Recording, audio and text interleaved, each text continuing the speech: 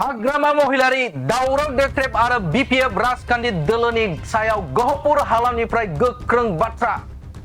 हाग्रामा महिलारि गहपुराव थांनानै मा बुंदोंमोन BPFनिफ्राय बुंदोंमोन हाग्रामा महिलारियानो निजे बुंदोंमन गहपुराव फैना बुंदोंमन बे माबायाव फैना बुंदोंमोन जे 5-2नि 1 इन्सिबो सिमा बाराया होनना बुंदोंमोन बिथां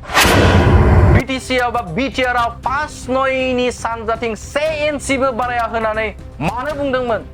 गहपुरखौ BTC BTR आव हाबजानो बायोमोन हाग्रामानि BLTनि समाव सोमावसारनाया मानो गहपुरनि बर' रायजो राजाफोरखौ बारसोम होदोंमोन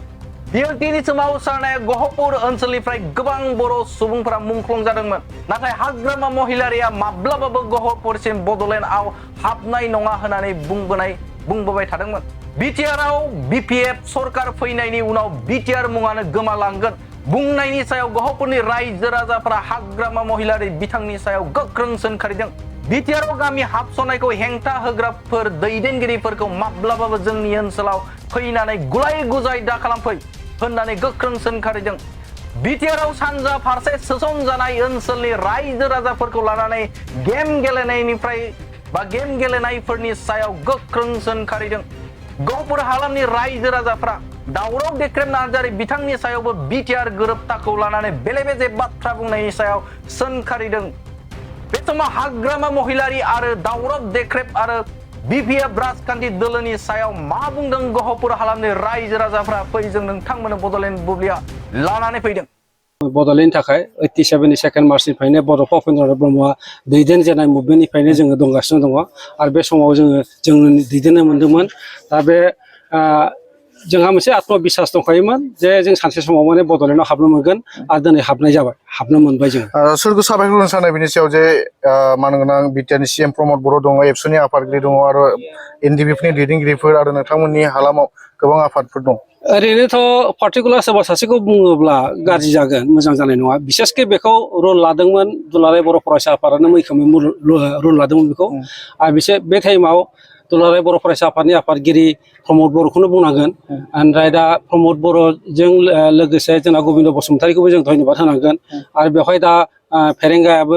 माने मैखोमै बाहागो लानानै बे खामानिखौ जाफुंसार होबाय आरो आङो दिल्लीयाव जोंबो थांदोंमोन दिल्लीयाव थांनाय समावनो आंहा मोनसे कनफिडेन्स फैखादों जोङो गहपुर सनितपुर डिस्ट्रिक्टआ बा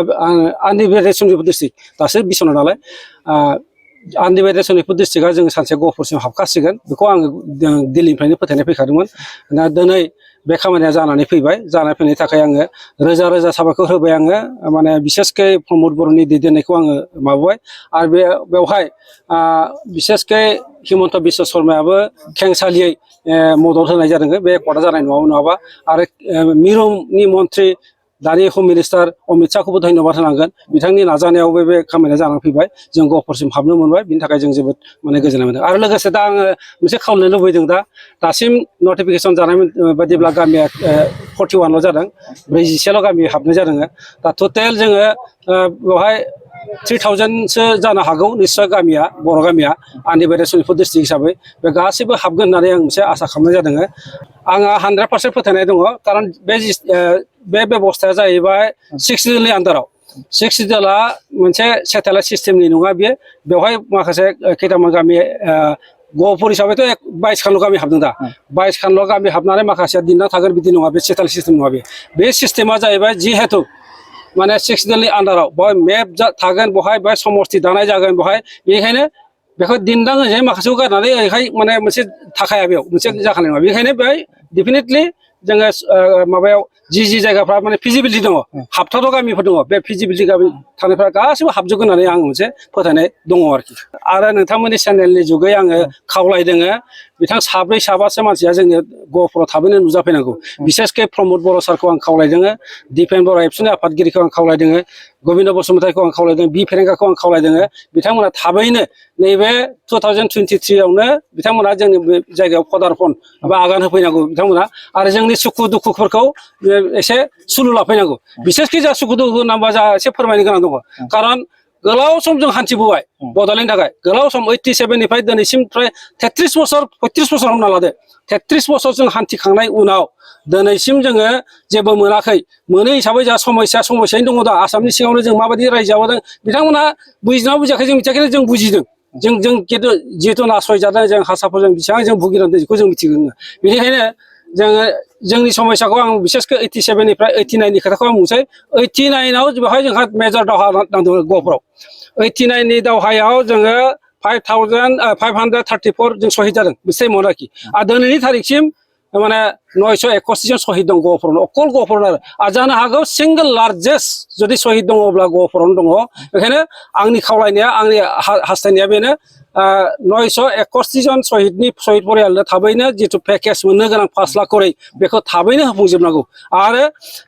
प्रत्येक परियालनो सहिदनि परियालनो सासे साख्रि होनांगौ आरोखि बेखौ आङो खावलायबाय आरो नैथियाव जाहैबाय जोङो 89 आव जों दुलाराय गहपुराव न' सावजाबदों आरोखि न' सावजानाय परियालफोरनोबो जोंनो 5 लाख करै होनो नांगौ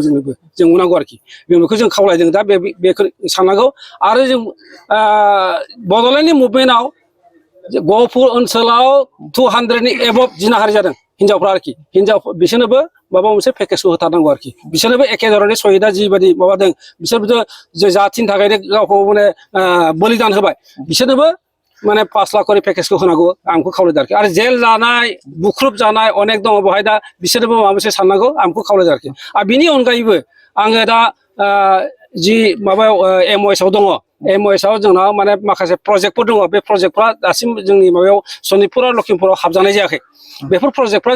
जोंनावबो सफैनांगौ बेवहाय बिसेसकै आं लुबैदों दा पलिटेकनिक कलेजनो माबा माबिनो बा फार्मिं माबा माबि गिदिर मोनसे प्रजेक्टफ्रा जेराव जों संस्थापन जानो हायो बेफोरबायदि प्रजेक्टफ्रा होनांगौ आरोखि आरो आङो लुबैदों दा NDB बा नैबे माबाफोरनो दा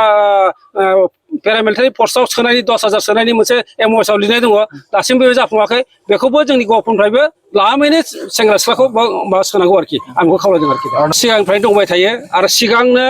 नैबे माबानि टाइमाव एकर्डनि टाइम सिगांनो जोंना BPF निफ्राय बुंदोंमोन हाग्रामा महिलारियानो निजे बुंदोंमोन गहपुराव फैना बुंदोंमोन बे माबायाव फैना बुंदोंमोन जे 5-2 1 इन्सिबो सिमा बाराया होनना बुंदोंमोन बिथाङा दासिमबो बुंदों आरोखि आरो बे पलिटिक्सखौ बे कनस्पिरेसिखौ लानानै जोंनि माखासे मानसिफ्राबो इनभल्भ जादोंमोन नंगौ नामा होनना सानदों आरोखि सासे सिबानो बिदि बुंबायब्ला बेयाव आरो लास्ट नै दाखालिसो खोथा बे माने मा होनो माबाखौ BTR खौ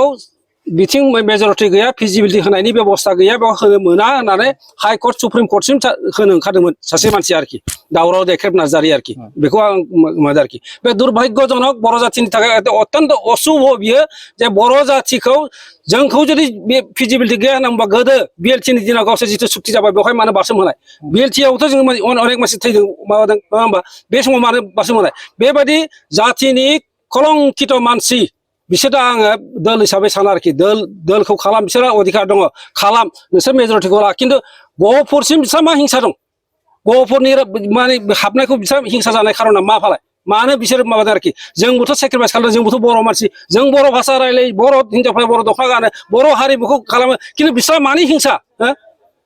बिसोर हिंसानि खारना मा फालाय बिसोरो राजनिति खालामनो आपत्ति गैया जोंबो समर्थन होनांगौ जुदि मोजां माबाब्ला खिन्थु बेबायदि माबा खालामोब्ला जोङो बे बर' जाथिनि थाखाय अत्यन्त दुर्भाग्यजनक होननानै जों सोंखारियो आरो बेबायदि पदक्षेप जाहाथे दाला जाथिनि बेरेखा हाबाखौ जाहाथे दाला दलनि बिसिनि गावसिनि सियारनि सुरक्षितनि थाखाय गावसिनि सुरक्षानि थाखाय बेबायदि सिन्था खालामनाया बे बर' जाथिनि अशुभ लक्षण बर' जातिखौ फोजोबस्रांनायसो मोनसे पदक्षेप होननानै सानो आंखौ आगान होननानै सानो आंखौ बेखायनो आङो बिथांमोनखौ दा तीव्र भाबै माने प्रतिबाद खालामो आरोखि दा ओमफ्राय दा जोबथारनायाव जिहेतु BTR जोंसिम हाबफैबाय आङो लुबैदों दा जि आङो डिमान्ड होदों बे आंनि डिमान्ड नङा बे रायजो राजानि डिमान्ड बियो जोंनो दा जाफुंनांसिगौ दा अबयसे दासिम 3 बोसोरनिल' एसे बारा थांदों जानो हागौ होमब्लाबो जोङो दा जोबथा माबा हिसाबै जोङो दा जों समस्या अनेक समस्या दङ दा हारसा MLA हारसाफोरनि गादब जानायाव जों दंबाय थायो जों दा एसे बांसिन साबसिन स्कप मोनसे एडभान्टेजखौ मोनबाय जोङो दा बेवहाय बेनिखायनो बयबो रायजो राजाफ्रा हेफाजाब होनांगौ मदद होनांगौ आं बेखौ खावलायदों दा आरो इभेन जायफोर दा बे BTR खौ प्रटेस्ट खालामबाय थादों बिथांमोनाबो गावसिनि दलखौ खालामोब्लाबो बिसोरो जाथिनि बेरेखाखौ जाहाथे गाया आं बेखौ खावलायहरो आरोखि आं खावलायो आरोखि बङाइगाव मेरिडियान किया मटर शोरूमा नोंथांमोननि थाखाय लानानै फैदों बाम्पार अफार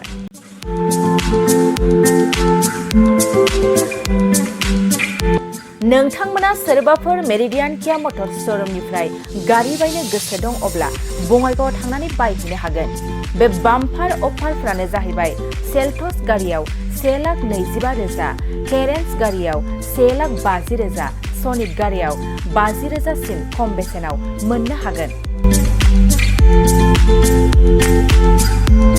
नोंथांमोना गोसो गुदुं अब्ला थाबैनो नैबे जानबुं नङाव सुलाद लाहरनो हागोन। जानबुं अनजिमायानो जाबाय